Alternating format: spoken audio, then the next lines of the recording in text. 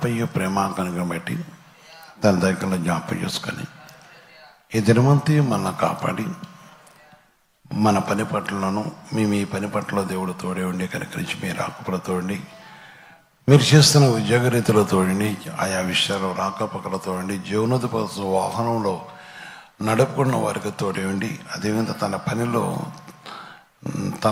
నన్ను మరి నాతో పాటు అనేకులు ప్రపంచంలో పరిశుద్ధి చేస్తున్న వారిను ప్రత్యేకించి సంబంధపోయిన దేవునికి సన్నిధిలో ఉన్న నన్ను జ్ఞాపేసుకొని మనం కరుణించిన వాడు కనుక ఆయన పరిశుద్ధ నటి రేయి మొదలు జాం పరిశుద్ధ తండ్రి సర్వోన్నతమైన దేవ మీ పరిశుద్ధ పాదాలు కొందాన్ని చేస్తున్నాం. మీరు పరిశుద్ధులు పరిశుద్ధులు పరిశుద్ధులు.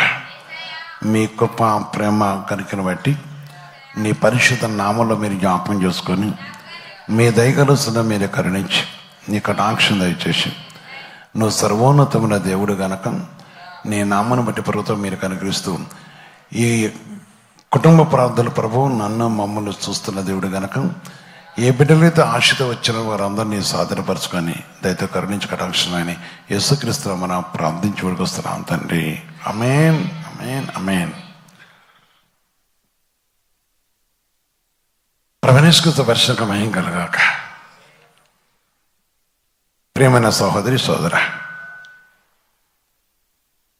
దేవుడు తన మహాకృపను బట్టి మన ప్రేమించి ఆయన పరిశుద్ధంలో జ్ఞాపం చేసుకొని ఈ రేయి మొదలుచాం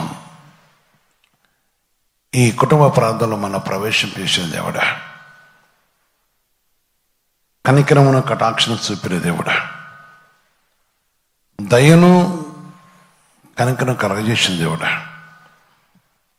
తన మాట గొప్పదే, తన సన్నిధి గొప్పదే, తన ఉద్దేశం తన నిర్ణయం గొప్పవి. ప్రభు నామను బట్టి ఆ విషయాలు జ్ఞాపం చేసుకొని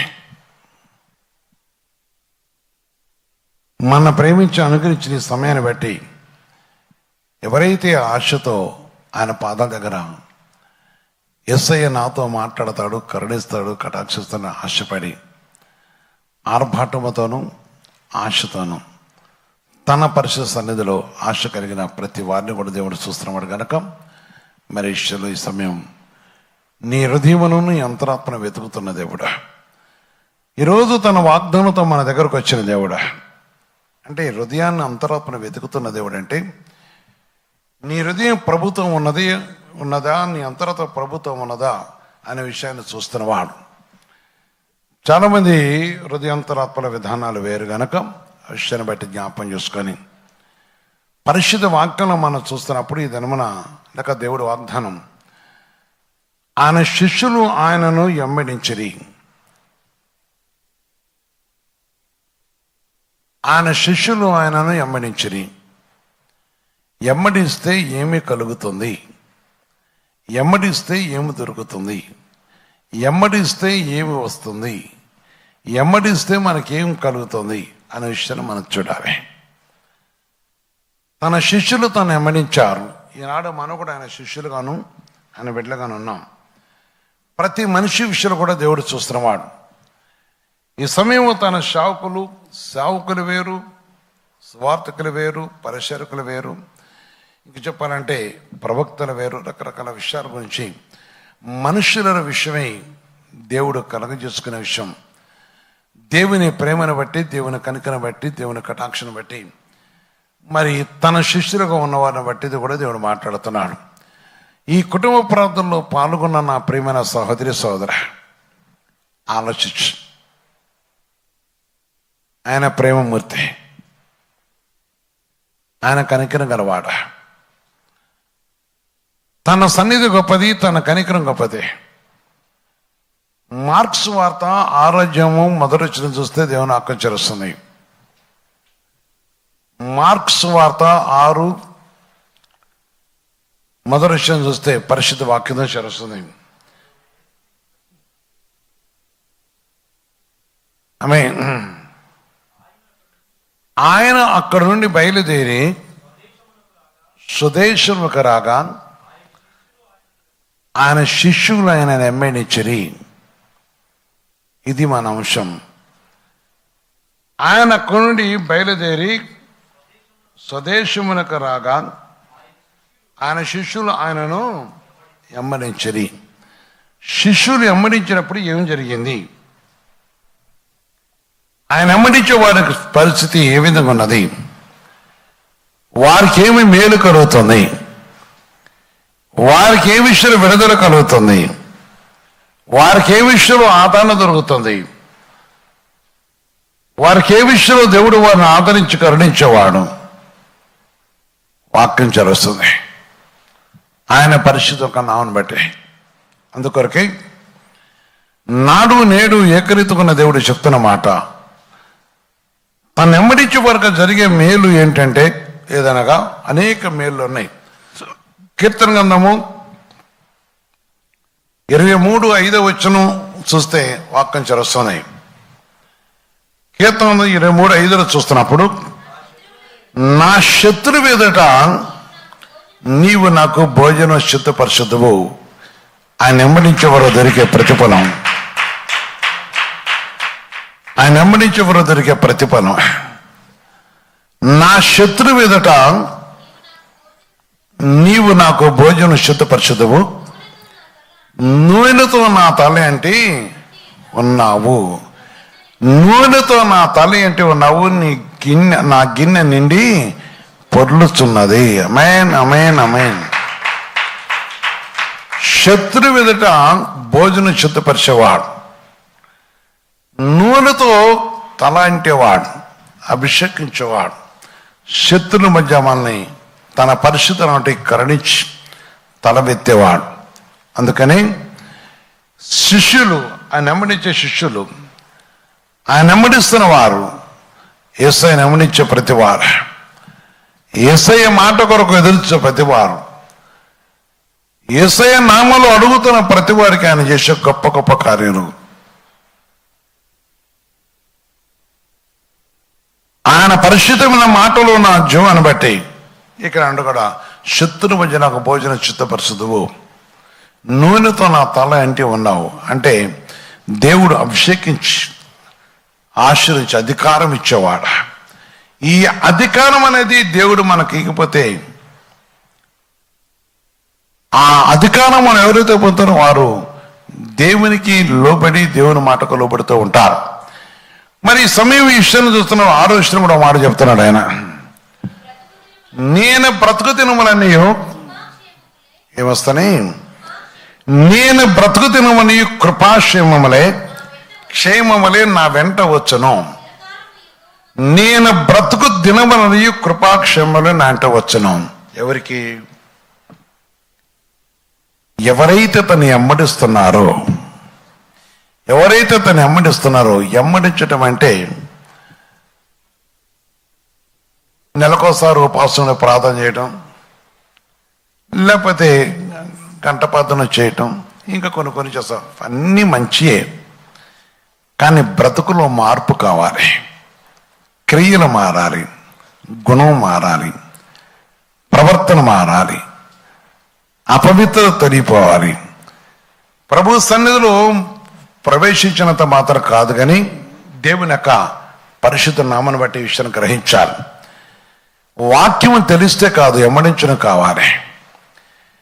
యేసు ప్రభు స్వస్థపరిచి చెప్పుకుంటే కాదు, ఎమ్మడించడం కావాలి. యేసుతో చర్చకు వస్తామని చెప్పేది కదా, ఎమ్మడించడం కావాలి. నేను ప్రభుని నమ్ముకున్న, నాకు కూడా దేవుడు స్వస్థపరిచాడు, కానీ అంత మాత్రం ఎమ్మడించే విషయం కావాలి. ఎమ్మడించేటప్పుడు అంతరంగంలో పాపమును, దురాత్మ క్రియలను, అపవాద ఆలోచనను, సంబంధమైన ప్రేరేపణను, దేహమునకు కలిగిన మరణపు ముళ్ళు, ఆ పాప ముళ్ళను విరిచివేయపడాలి. అప్పుడు వారు ఎమ్మడిస్తుంటారు. ఎమ్మడించడం అంటే నేను చాలామంది చూస్తుంటాను, నేను కొన్ని జీవితాలు చూస్తున్నాను. దేవుని యొక్క సన్నిధి చూస్తున్నప్పుడు యథార్థవంతుల యొక్క ప్రవర్తన వేరు, అపవిత్ర ప్రవర్తన వేరు. యథార్థవంతులు చీకట్లో పనులు చేయరు. యథార్థవంతులు అంటే చీకటి పనులు, చీకటి క్రియలు కలిగి ఉండరు. ప్రభు సన్నిధిలో ఉన్నామని చెప్పి వారి యొక్క పాపమును ఆధారం చేసుకున్న వారు చాలా మంది ఉన్నారు. కనుక ఈరోజు దేవుడు చెప్తున్నమాట, ఎమ్మడించుట. యేసుని ఎమ్మడిస్తే శత్రు మధ్య భోజనం చిత్తపరిచేవాడు. ఆయన పరిశుద్ధ నామను బట్టి మనం బలపరిచేవాడు. ప్రియమైన సహోదరి సహోదర, ఆయన నామం మహిమార్థమై మనం ఆయన కలిగి ఉన్నప్పుడు ఎమ్మడించిన వారు. ఇక్కడ ప్రభు నానబడి దేవుని యొక్క వాక్యం చాలా చక్కగా చెప్తుంది. దేవుని చూస్తున్నప్పుడు 6వ వచనం అక్కడ, నేను బ్రతుకు తిరుమలన్నీ ఏమస్తాయి? కృపయు క్షేమము. క్షేమం కలిగి జీవిస్తాం, కృప కలిగి బ్రతుకుతాం. కృపలో ఎన్నో ఆదరణలు ఉన్నాయి, కృపలో ఎన్నో మేలులు ఉన్నాయి. ఆయన కృపతో బ్రతుకుతాం, ఆయన కృపతో మేలు పొందుతాం, ఆయన కృపతో రక్షణ ఉంటాం, ఆయన కృపతో నీ కుమారులు రక్షణ పడతారు, ఆయన కృపతో నీకు ఉద్యోగం వస్తుంది, ఆయన కృపతో నీకు కనికరం కలుగుతుంది, ఆయన కృపతో గర్భం తెరవబడుతుంది, ఆయన కృపతో వివాహం జరుగుతుంది, ఆయన కృపతో వర్షం కురుస్తుంది, ఆయన కృపతో పంట పండుతుంది, ఆయన కృపతో పాపను చిడిపింపబడుతున్నావు, ఆయన కృపలో సోదరుని తప్పించబడుతున్నావు, ఆయన కృపలో దుష్టి నుంచి తప్పించబడుతున్నావు, ఆయన కృపలో నీతిహీన నుంచి తప్పించబడుతున్నావు, ఆయన కృప నీతి క్రియలను విడిచిపెడతాం. ఆయన కృప ద్వారా దేవుడు నీకు సర్వకార్యమని చేసేవాడు, బ్రతికించేవాడు. ఆయన పరిశుద్ధుడు. ఎంత గొప్ప దేవుడు! ఎన్ని కృప ద్వారా. అందుకని కృపయు క్షేమము. క్రీస్తు ఎత్తునట్టు ఎవరైతే కృపను పొంది కలిగి ఉన్నారో వారు ఏమిటేం వస్తుంది? కృప పొందిన వారికి రక్షణ దొరుకుతుంది. కనుక వారికి స్వస్థ కలుగుతుంది, క్షేమము. వారిని వేధించే అపవాది ఉండదు, వారిని శోధించే దుష్టుడు ఉండడు, వారిని అపహాసించే లోకం ఉండదు.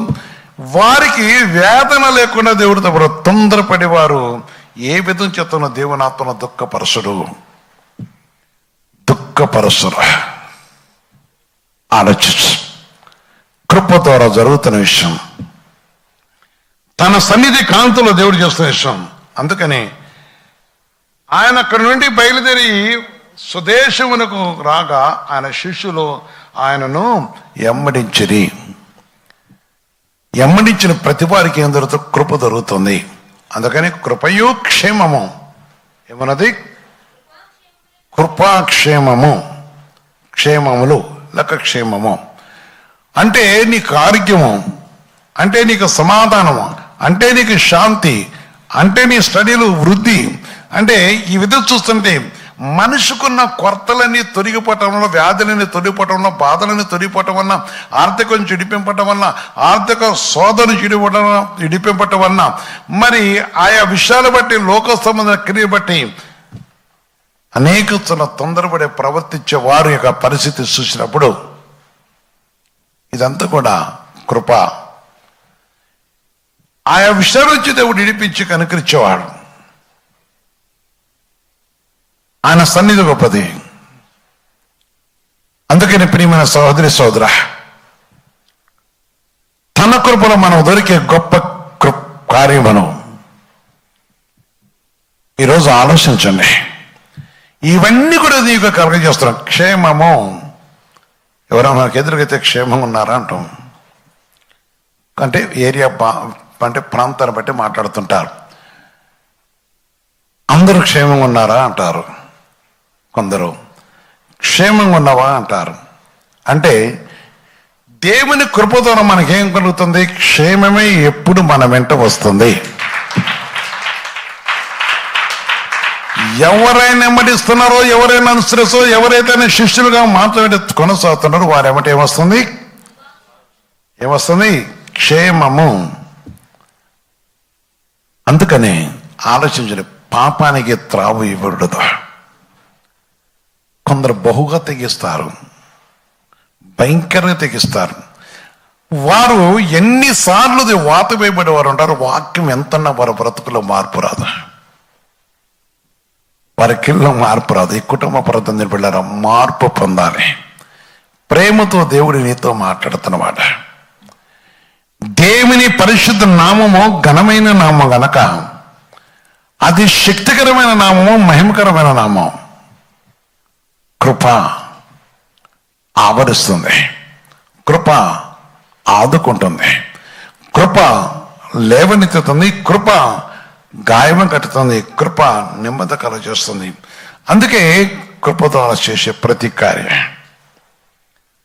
పరిశుద్ధాత్మదేవునికి వస్తున్న విషయం మనం గ్రహించినప్పుడు కృపాక్షేమలే నేంట వచ్చును. స్థిరకాలమని యెహోవా మందిరములో ఎక్కడ చేస్తారట? స్థిరకాలమని యెహోవా మందిరంలో నివాసం చేతను భక్తులు అన్నాడు. అందుకని ఈరోజు ఎంబడించిన వారు జరిగే విషయం, యేసయ్యను ఎవరైతే వెంబడిస్తున్నారో వారికి కలుగుతున్న మేలు, యేసయ్యను ఎవరైతే వెంబడిస్తున్నారో వారికి కలిగే గొప్ప ఔషధం, పరిశుద్ధ పదవుడి దేవుడు అనుగ్రహించే విషయం. దేవుని మాట గొప్పది, దేవుని వాక్కు గొప్పది. ప్రియమైన సహోదరి సహోదర, లూకా సువార్త 10:19 చూస్తే వాక్యం చరుస్తుంది. దేవుని కృప ద్వారా మనిషికి దొరికే కార్యముల కోసం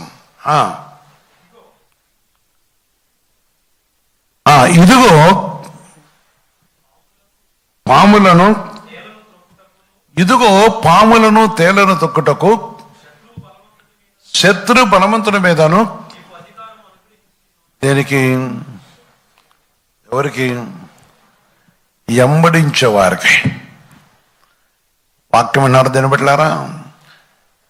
ఈ స్వరం నీకు వినపడుతుంది, ఇంట్లో వినపడుతుంది. ఎవరిని వెంబడిస్తున్నా? ఒకవేళ లోకాన్ని వెంబడిస్తే లోకలకు వచ్చే సమస్త కీడులే వస్తుంటాయి. నువ్వు ప్రభుని వెంబడిస్తే ప్రభు చేసిన వాగ్దానం నీ కుటుంబంలో నెరవేర్చబడుతున్నాయి. ఆలోచించాలి. ఆయన ప్రేమమూర్తి, ఆయన పరిశుద్ధమైన దేవుడు, ఆయన కరుణమూర్తి, ఆయన కనికరం గొప్పది, ఆయన కటాక్షం గొప్పది, ఆయన కరుణ గొప్పది, ఆయన ప్రేమలో జీవం ఉన్నది. అందుకే లూకా సువార్త 10:19 ఏమన్నాడు అక్కడ? ఇదిగో పాములను తేళ్లు తొక్కుటకు శత్రు బలవంతుడి మీద నీకు అధికారం అనుగ్రహించి ఉన్నాను. ఏది నీకెంత మాత్రం హాని చెయ్యవు. అమేన్, అమేన్, అమేన్. కనుక హాని చేయవు. చదువునికో మాట ఉంది అక్కడ.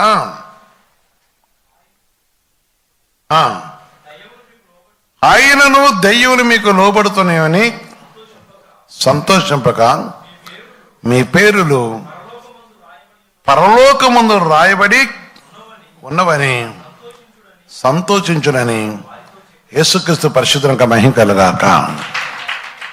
మీ పేర్లు పరలోకంలో రాయబడి ఉన్నదో లేదో పరీక్షించుకోవాలి. ఆయన వెంబడించేవారు. ఇక్కడ అమ్ముడుపోటాలు కాదు. చాలా మంది అమ్ముడుపోతుంటారు. దేనికి అమ్ముడుపోతారంటే కొందరు పాపానికి అమ్ముడుపోతారు, రకరకాల పాపానికి అమ్ముడుపోతారు. చాలా మంది జీవితంలో సాతానికి అమ్ముడుపోతూ ఉంటారు. అంటే సాతాను చెప్పినట్టు చేస్తారు, అబద్ధం మాట్లాడతారు, ఎన్నో విషయాలు చేస్తుంటారు. ముఖ్యంగా మరి నేను ప్రార్థన చేస్తే దెయ్యం పోయింది, నేను పోతే ఇదంతా ఒక వ్యక్తి. మన పేరు పరలోకంలో ఉన్నదో లేదో పరీక్షించుకునే వాళ్ళే దేవుని సన్నిధిలో క్రీస్తు యేసుని వెంబడించేవారు. కొందరు పాపానికి, అది ఎక్కడైనా సరే పాపం మనకు ఆలోచన, పాపం బ్రతుకులు అనేది చేస్తూనే ఉంటారు. పరిశుద్ధ జోడిస్తున్నట్టుగా ఆలోచించండి. ఆయన కృపతో మనం దొరికిన ప్రతి ఔషధ్యం మనం పొందాలి. క్రీస్తు యేసు నామను బట్టి మనం దొరుకుతున్న గొప్ప ఔషధ్యం ఆలోచించు. నాడు నేడు ఏకరీతుకున్న దేవుడా, నాడు నేడు ఏకరీతుకున్న దేవుడా, ఆయన కనకనిష్టం. అందుకని దేవుని వాక్కులు మనం చూస్తున్నప్పుడు యోహాను సువార్త 8:12 చూస్తే దేవుని వాక్యం చరుస్తుంది. యోహాను సువార్త 8:12 చూస్తే కూడా దేవుని ఆజ్ఞ వస్తుంది. మరలా యేసు, నేను లోకమునకు వెలుగును, నన్ను వెంబడించేవాడు చీకటిలో నడవక, నన్ను వెంబడించేవారు చీకటిలో నడవక జీవపు వెలుగు కలుగునని వారితో చెప్పాను. ఆమేన్.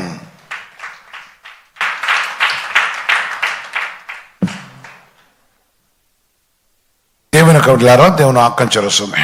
మరియు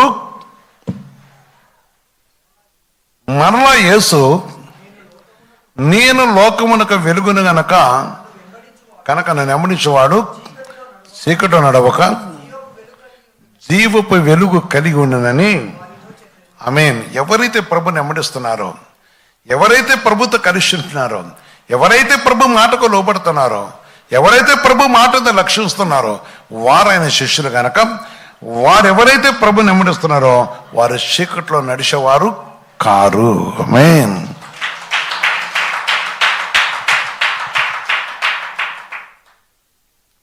ప్రియమైన సహోదరి సహోదర,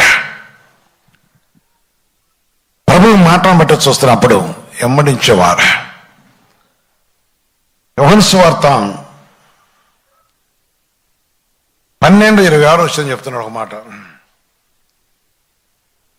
యోహాను సువార్త 12:20,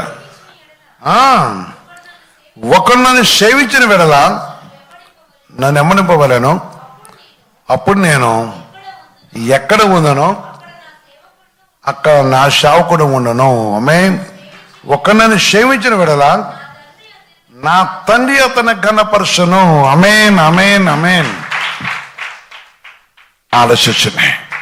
సేవించాలి, ఆయన వెంబడించాలంటే ఆయన ఆజ్ఞను గైకొనాలి, ఆయన మాటను గైకొనాలి. మేము దేవునితో ఉన్నామని పచ్చబద్దలు ఆడేవారు చాలా మంది ఉంటారు.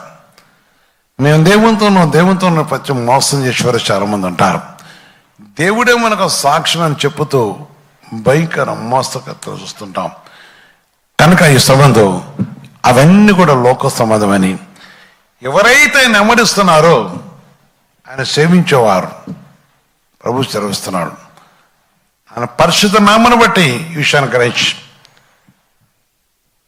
సేవించేవారు, ఆధారకరించేవారు.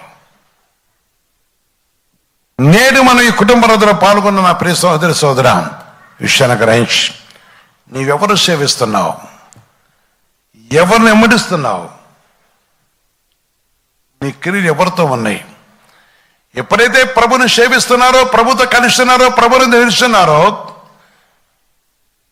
వారు ఏమవుతున్నారు? యేసు ఎక్కడ ఉన్నాడో అక్కడే ఉంటారు.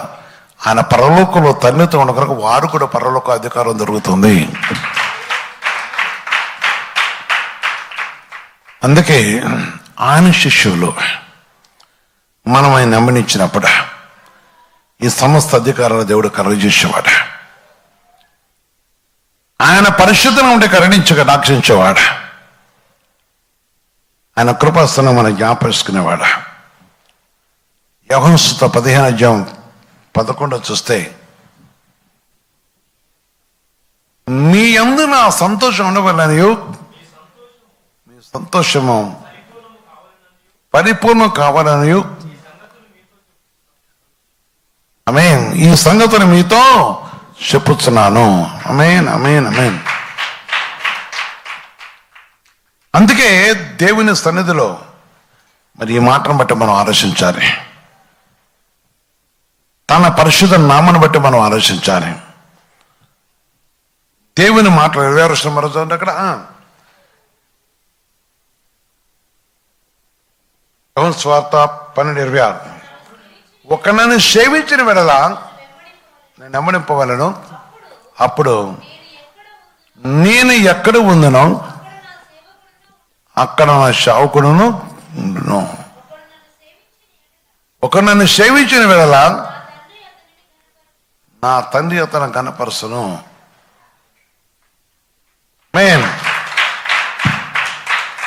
నా తండ్రి అతను ఘనపరచును. సేవిస్తే తన పరిశుద్ధం అంటే ఎవరైతే తను వెంబడిస్తున్నారో, ఎవరైతే తన మార్పులు ఇస్తున్నారో, ఎవరైతే తలుస్తున్న సృష్టికర్తన దేవుడు వారిని గణపరుస్తాడు. సృష్టికర్తన దేవుడు వారి కార్యం చేసేవాడు. సృష్టికర్త దేవుడు వారి ఎందుకు కటాక్షించేవాడు, కరుణించేవాడు, ఆదరించేవాడు, ఆదుకునేవాడు, అవసరం తీర్చేవాడు, ఆపదను జిడిపించేవాడు, ఆయన జ్ఞానమును అనుగ్రహించేవాడు. దుష్టులతోనో పాపులతోనో ప్రియమైన సహోదర సోదర, దుష్టులతోనో పాపులతోనో కలవనిచ్చేవాడు కాడు. విడిపించి మోచించే దేవుడు, ఆయన కరుణించి కటాక్షించే దేవుడు. తన ప్రేమ గొప్పది, తన పరిశుద్ధం యొక్క సన్నిధి గొప్పది. అందుకొరకే యోహాను సువార్త 15:11 చూసినప్పుడు, నీ యందు నా సంతోషం ఉండవలననియు మీ సంతోషము పరిపూర్ణ కావాలనియు ఈ సంగతిని మీతో చెప్పుచున్నాను. నేను మిమ్మల్ని ప్రేమించిన ప్రకారము మీరు ఒకరు ప్రేమించండి, నా ఆజ్ఞ. బిడ్డరా, ప్రేమించుట, ఆయన పరిశుద్ధం అంటే ఆయన మాట కాను లోపడి ఉంటా. ఆజ్ఞను ప్రేమించాలి, ప్రభుత్వ కలిసి పరిశుద్ధాత్మ దేవుని యొక్క మాటతో కలిసి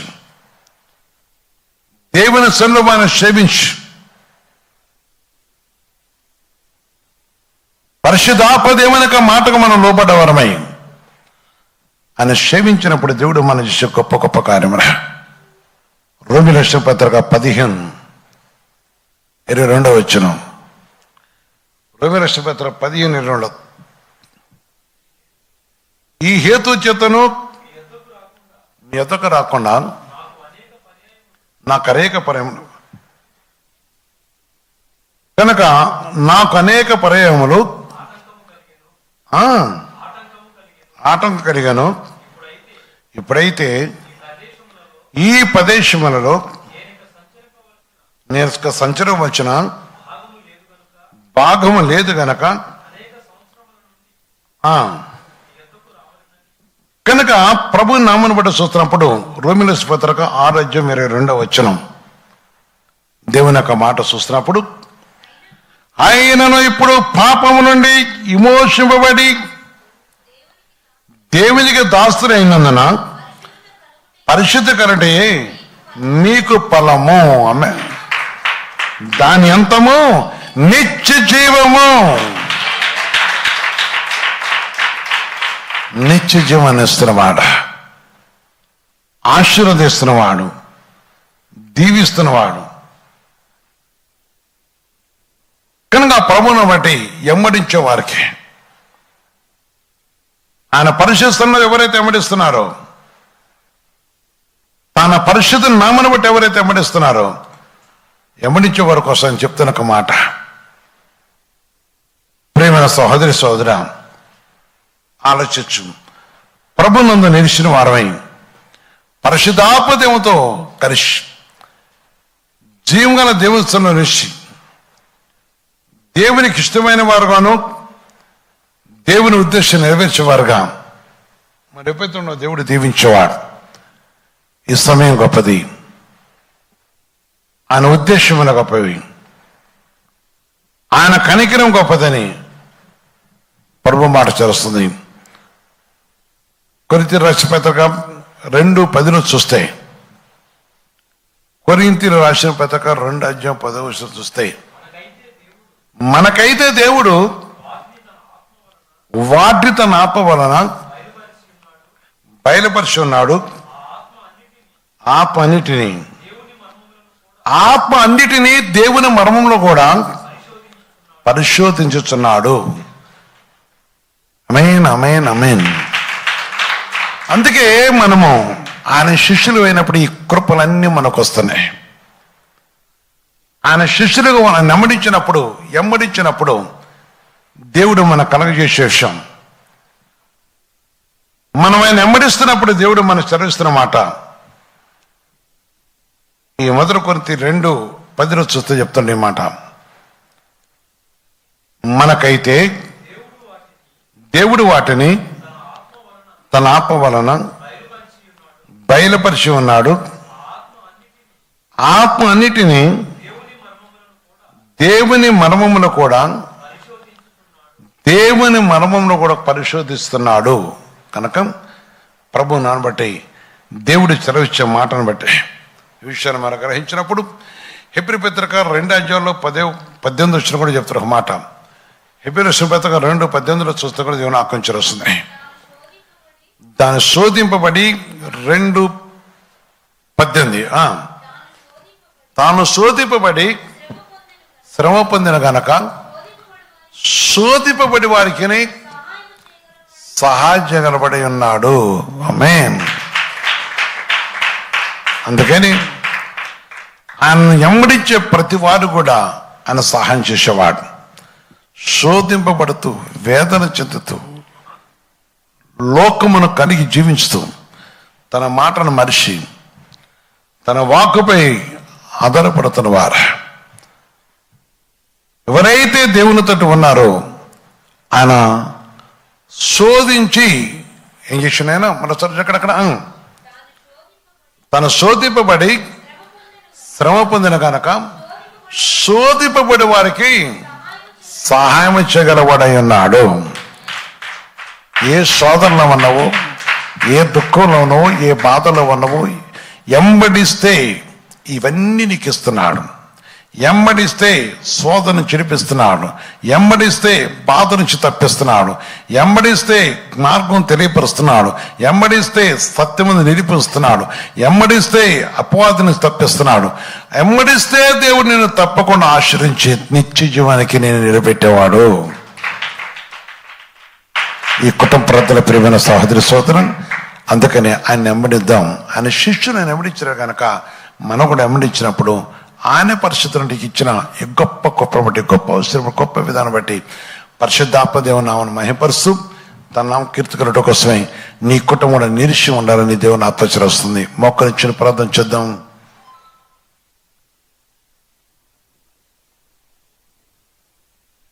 పరిశుద్ధ తండ్రి, సర్వోన్నతమైన దేవా, మీ పరిశుద్ధ పాదాలకు వందనాలు చెల్లిస్తున్నా. ఎవరైతే నీకు శిష్యులుగా మార్చబడుతున్నారో, ఎవరైతే నేను వెంబడిస్తున్నారో వారి శోధన నుంచి, వారి వేదన నుంచి, వారి బాధ నుంచి, వారి కష్టం నుంచి, వారి విరుకు నుంచి, వారి ఇబ్బంది నుంచి, వారి శరీర బలహీనత నుంచి, శరీరంలో ఉన్న పాప భీతి నుంచి ఇడిపించే మహోన్నతమైన దేవా, పాపం నుంచి, అపవిత్ర నుంచి, అబద్ధం నుంచి, అసత్యం నుంచి నేటికి ప్రభు నీ వాక్యం వింటూ బ్రతుకులు మార్చుకుని అనేకులు ఉన్నారు. వారిని బట్టి అదేవిధంగా ప్రభు నీ పరిశుద్ధమైన సన్నిధిలో ప్రభు నీ చిత్తం కొరకు ఎదురు చూస్తున్న వారిని నువ్వు కరుణించకు. నీ నామటి నెమ్మడించే వారిని నువ్వు కాపాడి కనుకరించే దేవుడు గనక నీ కృప సన్నిధిని అనుకరించి కటాక్షించమని, నీ దయతో మీరు జ్ఞాపించు కరుణించమని, నీ కటాక్షం కలగజేసి దీవించమని యేసుప్రభా నీ పాదాలకు వందనాలు చెల్లిస్తున్నా. ఈ రాత్రిని మమ్మల్ని దర్శనం కలదహ మాట్లాడండి. క్రీస్తు సంఘంలో ప్రభు ఉపాస ప్రదన అనేకులు శిలువ పరిశుభ్రులు సహాయం చేతండి. ఇంకా తండ్రి నీ పరిశుద్ధ నామం మాతో వచ్చి మనం కరుణించి కటాక్షం నీ వాక్యం బలపరి స్థిరపరచమని యేసుక్రీస్తు నామమున ప్రార్థించి వరకు వస్తున్నాం తండ్రి. ఆమేన్.